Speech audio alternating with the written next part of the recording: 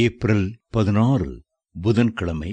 நான் உன்னுடனே, நீ பயப்படாதே, நான் உன்னுடனே இருக்கிறேன், திகையாதே, நான் உன் தேவன், நான் உன்னை பலப்படுத்தி உனக்கு சகாயம் பண்ணுவேன், என் நீதியின் வலதுகரத்தினால் உன்னை தாங்குவேன். ஏசாயா 41:10.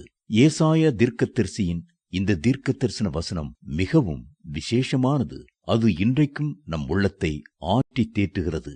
கர்த்தர் மேல் முழுவதும் சார்ந்து கொண்டு அவரை பின்பற்றும்படி நம்மை ஏவி எழுப்புகிறது. இன்று அநேகரை வாட்டி வதைக்கிற ஒரு பிரச்சனை தனிமையாகும். பெற்றோர் பிள்ளைகளை விட்டு தனியாயிருக்கிறார்கள். வேலை நிமித்தம் கணவன் ஒரு இடத்திலும் மனைவி ஒரு இடத்திலும் வாழ்ந்து தனிமையிலே வேதனைப்பட்டுக் கொண்டிருக்கிறார்கள். பெற்றோரை இழந்த அனாதை குழந்தைகளுடைய வாழ்க்கையில் எத்தனை தனிமை, எத்தனை வெறுமை!